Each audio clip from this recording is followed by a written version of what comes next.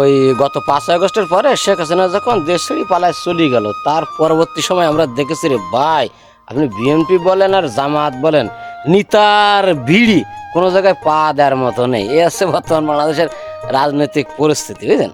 তো শেখ হাসিনা ক্ষমতা থাকতে আমরা দেখতাম কিছু মানুষ ছিল পুতুল। পুতুল কেন বলছি? পুতুল খেয়াল করে দেখবেন, দেখবে, শুনবে, কিন্তু নড়বেও না, কথা বলবেও না। তো এটি হচ্ছে পুতুলের বৈশিষ্ট্য। আমি এই কথাগুলো কেন বলছি, 5 আগস্টের পরে আমি দেখেছি যে জামাতের মধ্যেও রয়েছে, শিবিরের মধ্যেও রয়েছে, আবার বিএনপির মধ্যেও রয়েছে। আমাদের অনেক সময় অনেক প্রতিবাদকে পছন্দ করতে পারে না। যদি কোনো অন্যায়ের বিরুদ্ধে প্রতিবাদ করি তা আকার ইঙ্গিতে কেমন একটা যেন করে। তা ওদের উদ্দেশ্যে বলবো, ভাই যদি আল্লাহ না করুক শেখ হাসিনা ফিরিয়ে আসে, আপনি থাকবেন তো? শেখ হাসিনা যদি ফিরিয়ে আসে আপনারা তো থাকবেন না ভাই, সে জানি। তা আপনারা না থাকলেও আমরা কিন্তু থাকবো। ওই বিগত স্বৈরাচার সরকারের আমলে ওই 15 বছর আমরা ছিলাম, সোশ্যাল মিডিয়ায় ছিলাম। মনে রাখবেন, আপনারা যারা বাংলাদেশের রাজনীতি করছেন, আপনাদের সব থেকে বড় ক্ষতি করতে কারা জানেন? মিডিয়া, গণমাধ্যম। বাংলাদেশের যত প্রকার টিভি চ্যানেল, মিডিয়া, গণমাধ্যম ছিল সব জয় বাংলা করে নিয়েছিল, বুঝছেন? বিএনপি জামাতের পক্ষে কোনো নিউজ হতো না, কেউ নিউজ করার সাহস পেত না। তখন ওই সোশ্যাল মিডিয়ায় আমরা যা ইচ্ছা তাই বলতাম, সকল রক্ত চক্ষুকে উপেক্ষা করি ওই সরকারের সকল মিথ্যাচার ওই মিডিয়াদেরকে বাংলা ওয়াশ করতাম, বাংলা ওয়াশ। সেটি গোটা দেশের মানুষ কম বেশি দেখেছে। আমারটা হয়তো বা 500 জন দেখেছে, আর একজনেরটা হয়তো 1000 লোক দেখেছে। এইভাবে গোটা বাংলাদেশে আমরা ছড়িয়ে ছিটিয়েছিলাম ভাই। শেখ হাসিনার আমলে আওয়ামী লীগের মিডিয়া যখন গণভবনে যাই তেল মারতো, পাম দিত, তখন সেই কথাগুলোর প্রতিবাদ আমরা করতাম, ছোট ছোট করে কাটিয়ে নিয়ে বাংলা ওয়াশ করতাম।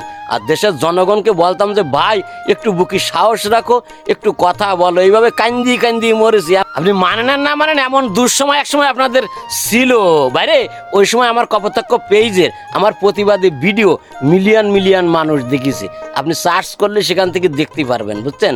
2022, 23, 24 আমরা সোশ্যাল মিডিয়ায় ওই আওয়ামী লীগের সকল মিথ্যাচার রুখে দেওয়ার চেষ্টা করেছি। এখনও যারা অন্যায় করতেছে তাদের বিরুদ্ধে একটু মাঝে মধ্যে প্রতিবাদ করি। তা সেই প্রতিবাদ যদি কারো বিরুদ্ধে যায়, আরে ভাই সে কেমন একটা করতেছে, তা বলতিস কি শেখ হাসিনা ফেরার সম্ভাবনা নেই, ফিরতে আমরা দেব না। যেহেতু আমরা এটার উপরে অনেক চর্চা করেছি, কি কি কারণে ফিরতে পারবে না সেটিও আমরা জানি। তারপরেও যদি ফিরিয়ে আসে তাহলে থাকবেন তো? আমরা তো থাকবো, আপনারা থাকবেন? অনেক হয়তো বা প্রশ্ন করতে পারেন, ভাই শেখ হাসিনা ফিরে আসার কি কোনো সম্ভাবনা দেখতেছেন নাকি? সম্ভাবনা দেখতেছ নে, কিন্তু উপদেষ্টাদের ভিতরে কিছু উপদেষ্টা রয়েছে, তারা অত্যন্ত সুকৌশলে শেখ হাসিনার ওই অবৈধ ক্ষমতা শেখ হাসিনাতে তুলে দেওয়ার জন্য একটা আলাদা চেষ্টা চালাচ্ছে। তারা কিন্তু আস্তে আস্তে সংখ্যায় বাড়িয়েছে।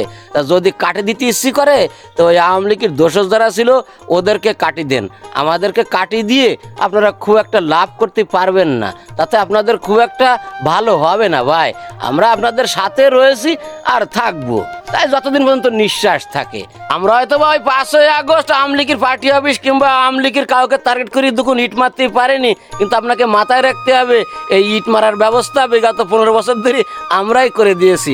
আমাদের এই কান্নাকাটির কারণে, আমাদের প্রতিবাদের কারণে আস্তে আস্তে আস্তে আস্তে জনগণ ঐক্যবদ্ধ হয়েছিল। আর এই জনগণ ঐক্যবদ্ধ হয়ে তারপরে দেশে এক ধাওয়া, সেই ধাওয়ায় লেজ গুটিয়ে পালিয়ে চলে গেছে ওই মামার বাড়ি ইন্ডিয়ায়। সেই জায়গাতে যাতে আবার ফিরি না আসে এই দিকে চোখ কান খোলা রাখেন। আমাদের পিছনে খুব একটা লাগার দরকার নেই, এটি আমার কথা। সবাই ভালো থাকবেন, খুদা হাফেজ। বাংলাদেশ জিন্দাবাদ, বাংলাদেশ জাতীয়তাবাদী দল বিএনপি জিন্দাবাদ।